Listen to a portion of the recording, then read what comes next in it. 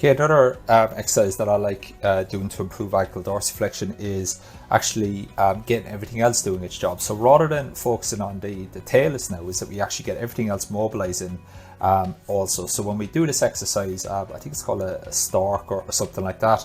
I can't remember, I think it might have been the guys at TPI. I saw this first day. And again, what we're doing here is we're driving a lot of tibial rotation. So why this exercise works, there's probably going to be a lot of reasons. When you do this exercise, you're also going to get a lot of subtalar joint movement, but you're also going to be lengthening the soleus in the transverse plane as well. So again, when I bring my knee over this way, I'm going to get a lot of lengthening through soleus, and then when I go the other way, I'm going to be shortening it. So again, you're probably influencing a whole host of tissues here. So here's what it kind of looks like.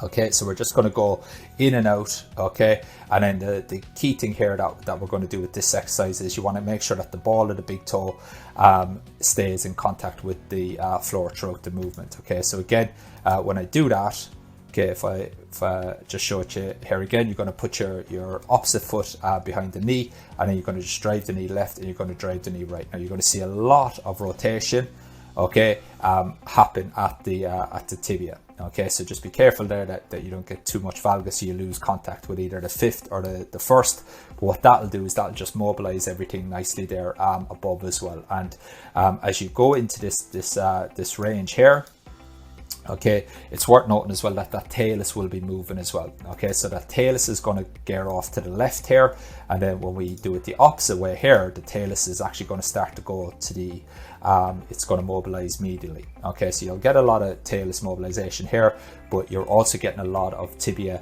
a lot of subtalar joints. So it's just almost like a big bang for buck exercise as well. So that's your tibial rotations as well. You can do that for about 20 repetitions, and again, just make sure it's pain free. You're also going to be getting a lot of lengthening. So when I bring this right knee to the left here and the talus goes left, you're also going to get a lot of lengthening through the ATFL here. So if they've had an old ATFL injury, that can also stretch that ligament and just show the nervous system that it's safe to tolerate some lengthening and load through that as well. But as I said, just make sure that the ball of the big toe stays in contact with the floor while you do this exercise.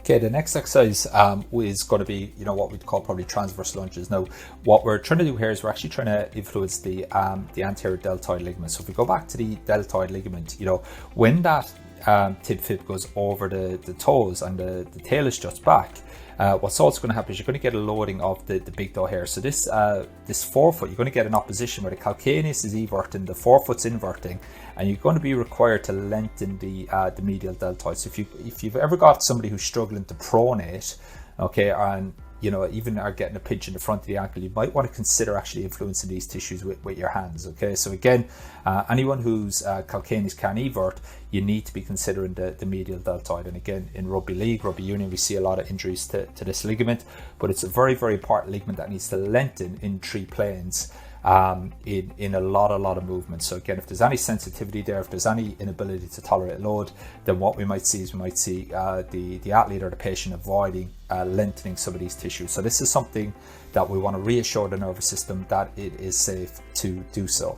Okay, so what I'm going to do here, this is just one of our modules in the mentorship, okay, is we're just going to get the athlete to pivot. Okay, now there's a lot of ways that you can do this. Now the key thing here that we want him to feel is that he's actually getting some load through the ball of big toe here. So again, remember that when he loads the ball of big toe on this side, that's going to create that eversion opposition. So if he's not loading his ball of big toe here and his weight's on his heel here, then he's not going to be really stimulating the medial deltoid ligament. Okay, and then you can see we can get that little eversion. Okay, so once his ball of big toe is loaded, that's going to get that opposition.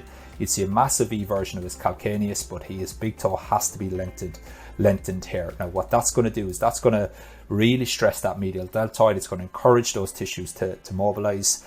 And then also that tends to really improve ankle joint range of motion as well. But from a more important point of view, this is starting to get that graded exposure back through these tissues for change of direction. So again, we know that all of these exercises, these are just a small exercise as part of the graded exposure program. And what we don't want to do is we don't want to just go, okay, you're pain free now and let's put you to realize stress in the body. And that's where we're going to start to build a graded exposure program, and those pivots are a real nice way of bridging that gap. Okay, so again, we can start to increase the load tolerance, we can increase the speed of movement here with a lot of these exercises, but ultimately we're using this exercise as part of the graded exposure. So now we're starting to increase the load a little bit, and again, what you might want to see then here is that actually his heel starts to come off the floor a little bit, to really show that he's got good intent through his midfoot. So that's the starting point here with the patient, and we can pretty much do that day one post injury within a range that's comfortable for them. But ultimately then we want them to be able to really get up to the speeds and the lows that they need to be able to tolerate to change direction also in real life.